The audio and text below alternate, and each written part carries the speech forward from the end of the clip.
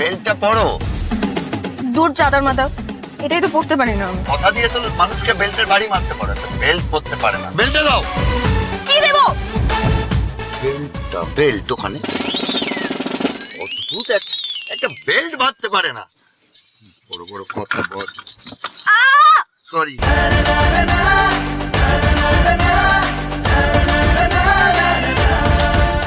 মাথা খারাপ তোমার? জোর করে মাথায় গুঁতো মারল?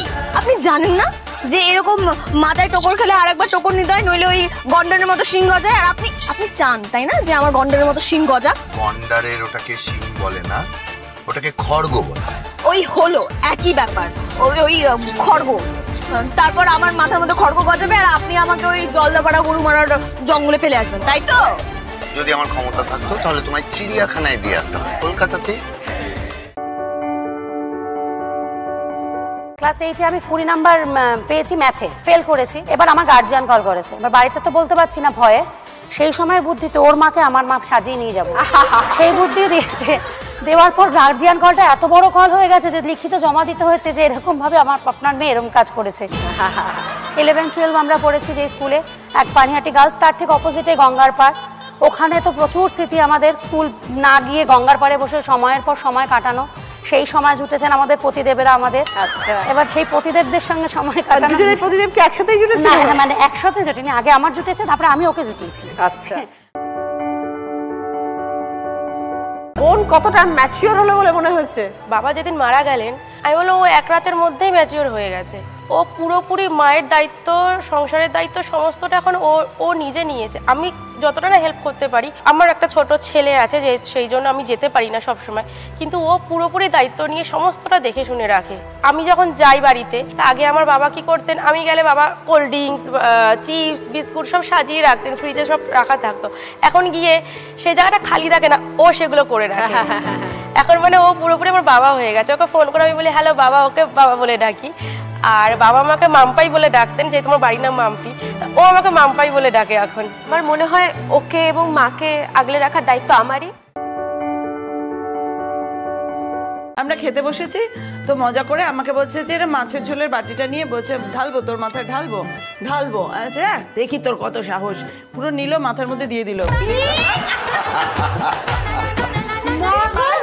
না কিন্তু ও করতো কিরকম, আমরা 3 ভাই বোন, আমার 2 দিদি, বড়দি আছে, তারপর আমি। এবার বড়দির বিয়ে হয়ে যাওয়ার পর বিছানা করাটা একটা ফ্যাক্টর এলো, কে করবে। তখন ঠিক হলো এবার ঠিক আছে পালা করে হবে, একদিন ও করবে একদিন আমি করবো। তো আমার ডেটে তো আমি করতামই অবভিয়াসলি। ওর যেদিনকে ডেট আসতো প্রতিদিন বলতো আজ না আমার বিশ্বাস কর পেটে প্রচন্ড ব্যথা করছে, খুব শরীর খারাপ, আজকের দিনটা তুই করে দে, আমি কাল থেকে করে দেবো। এই কালটা কোনোদিন আর আসেনি ওর বিশ্বাস।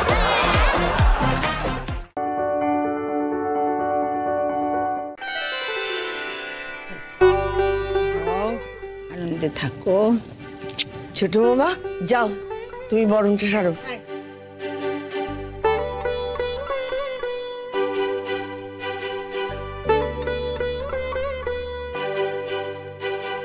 এই লোহাটা শুনেছি রীতি তোমার হাতে পরিয়ে দেবার, কিন্তু মেঘ আমি তোমাকে এই লোহা পরাবো না। আমি তোমাকে কোনো লোহার বেড়িতে বাঁধতে চাইবো না, একদম না। আমি চাই তুমি নীলের সঙ্গে, আমাদের পরিবারের সকলের সঙ্গে ভালোবাসার বন্ধনে বেঁধে থাকো। সেই ভালোবাসা তো চোখে দেখা যায় না, চোখে দেখার দরকারও নেই, মনের মধ্যে থাকাটাই আসল। এটা আমি তোমাকে গয়না হিসেবে পরিয়ে দিলাম।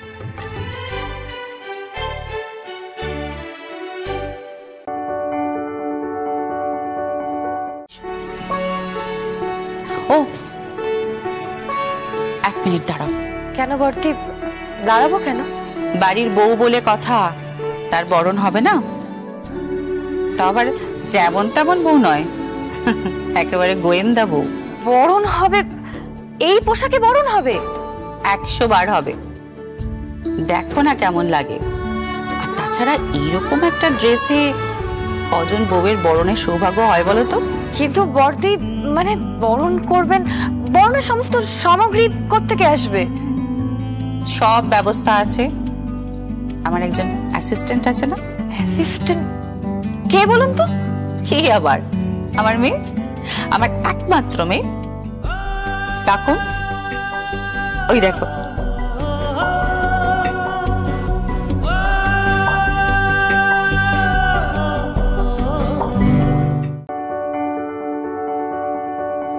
পাশের বাড়িতে তো দেখলাম ওই শিমুল বলে মেয়েটার কি হলো, বলেছিলাম না তোমাকে তো সবই বলি।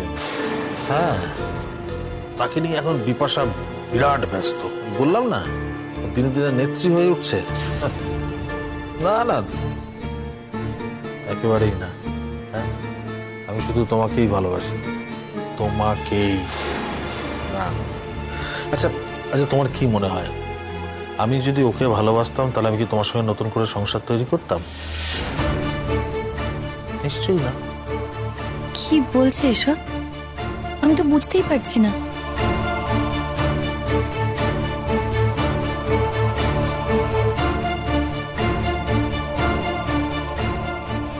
হ্যাঁ,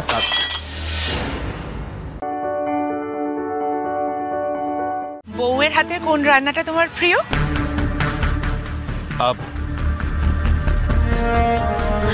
আসলে উনি খেতে খুব একটা ভালোবাসেন না, কিছু খেতেই চান না।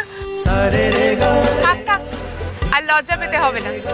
বলো অনিকেত, কোন রান্নাটা সব থেকে ভালো লাগে? এভরিথিং, সবকিছু। খুব ভালো রান্না করেন উনি, একটা হোটেল চালান তো।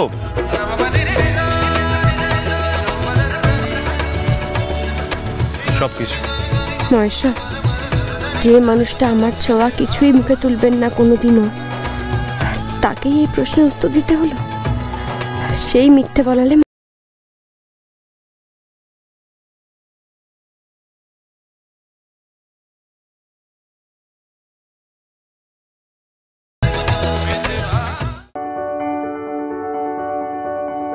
বাবা, তোমার এখনো মজা হয়নি? সে তো কখন দুপুরবেলা শুরু করেছিলে। হ্যাঁ, এখন রাত গড়িয়ে গেলে এখনো শেষ হলো না তোমার বাসন মাজা? আসলে প্রথম প্রথম তো, তাই একটু সময় লাগছে, কিন্তু আমি কিন্তু একদম শিখে গেছি। এই দেখো, এই যে দেখো, এটা একদম কালো কুচকুচে ছিল, ঘষে ঘষে একদম সাদা ধবধবে করে দিয়েছি। শিখে গেছি, ভালো হয়নি? দিদি, দিদি ভাই, দিদি, দিদি ভাই কোথায় গেলে? এক্ষুনি এসো, তোমার ব্যবস্থা হচ্ছে, দাঁড়াও। আরে দিদি, দিদি ভাই কোথায় গেলে? তাড়াতাড়ি এসো। ছোট মামি, কি হয়েছে? ভালো পরিষ্কার হয়নি? এই শোনো, বাসনলিকে না আমার ভালো ভালো তিনটে শাড়ি দিয়েছিলাম, বুঝলে? তবে এই ননস্টিক প্যানটা কিনেছি। এটা ননস্টিক, তুমি জানো না কালো থাকে? তুমি এমন মেরেছো যে মাঝে মাঝে সাদা করে দিয়েছো। হচ্ছে তোমার চারিটাকে কি সর্বনাশ করে দিল আমার। ছি ছি ছি ছি ছি ছি।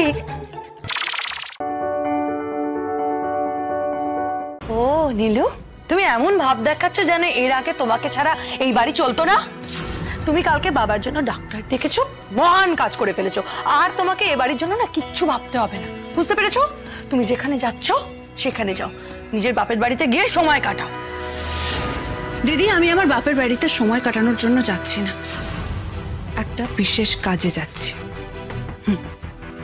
হ্যাঁ, এটা হয়তো ঠিক যে এই বাড়িতে আমি আগে ছিলাম না, তা সত্ত্বেও এই বাড়ির কাজকর্ম চলেছে। নিজের অভিজ্ঞতা থেকে এটুকু বুঝতে পেরেছি পুরো চাপটা মায়ের ওপরেই পড়বে, তাই আমি মায়ের কথা ভেবে এই কথাটা বললাম। এর পেছনে আর কোনো উদ্দেশ্য ছিল না আমার।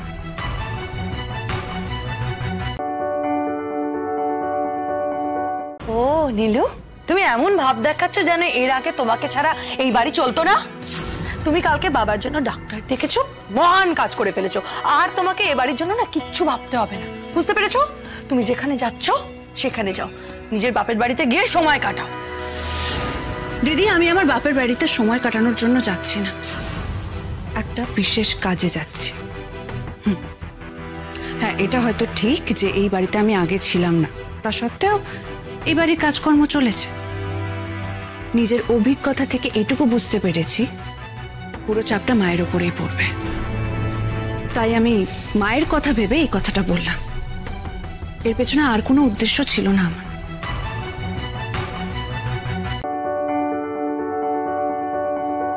আপনারাই আমার দুঃসময়ে আমায় সাহায্য করেছেন, मेरे मुश्किल घड़ी में आप लोगों ने ही मेरा साथ दिया है। এই জন্য আমি আপনাদের টাকা আটকাতে পারবো না। 7 দিন কেন, 7 ঘন্টাও আপনাদের টাকা আটকে রাখা ক্রাইম। কিন্তু সত্যি কথা বলতে বাকি পেমেন্টটা করার মতো না এখন আমার কাছে টাকাটা নেই। পরে দিয়ে দেবেন, কোনো ব্যাপার না। 7 দিন পরে কোনো ব্যাপার। আমি বলছি আপনারা এটা রাখুন, ये भारी है। আপনাদের বাকি পেমেন্টটা ওটা খুলিস না।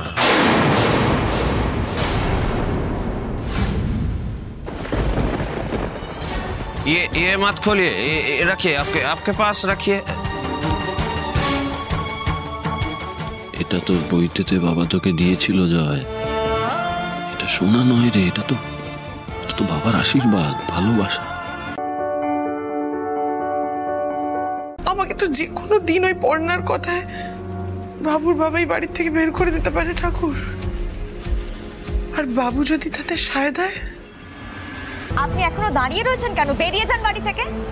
আর আপনার বাবু এবার পুরোপুরি আমার হবে, আমার কথায় ও উঠবে আর বসবে। বাবু বসো, এবার দাঁড়াও। বাবু আবার বসো, আবার দাঁড়াও। এবার তুমি হামাগুড়ি দাও। গুড বাবু, এবার লাফাও তো দেখি, লাফাও।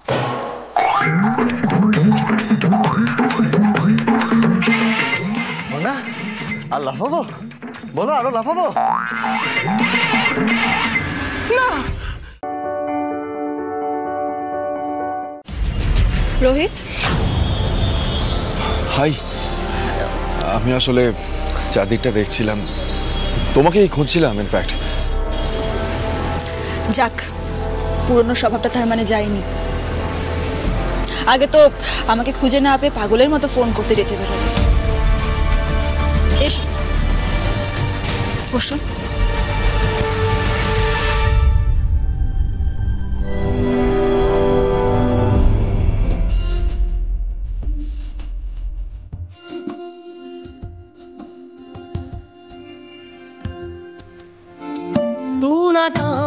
একেবারে ঠিক সময় চলে এসেছে বিকি দাস।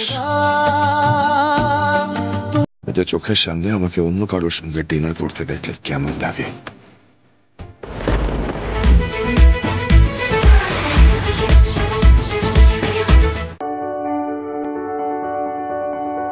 তোমার পায়ে একজনকে টাই করে দাও না, সে যে বড় অবাগী।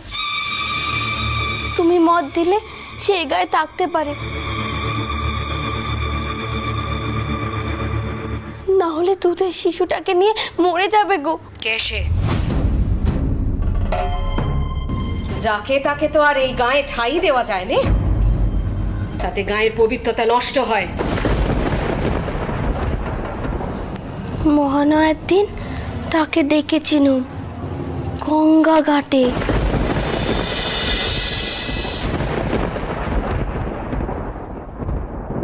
কি বলছিস কি রানী?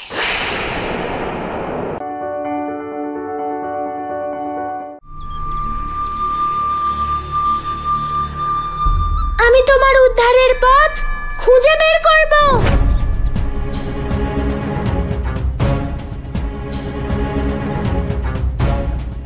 একজন ছলনাকারীর কথা কি করে বিশ্বাস করব? কারণ আজ পর্যন্ত তোমাকে কেউ এমন প্রতিশ্রুতি দেয়নি যা আমি তোমাকে দিচ্ছি। যখন অপরিচিত নারীদের বাঁচানোর জন্য আমি এত বড় একটা ঝুঁকি নিতে পারি, তাহলে তোমার উদ্ধারের পথ কেন খুঁজবো না? এত বছর ধরে চেষ্টা করছো, সফল হতে পারোনি তো? আমি তোমার শেষ আশাবাহক। ভেবে দেখো আর ছেড়ে দাও আমার দাদাকে। আমায় বিশ্বাস করো, তোমার সাহায্য আমি অবশ্যই করব।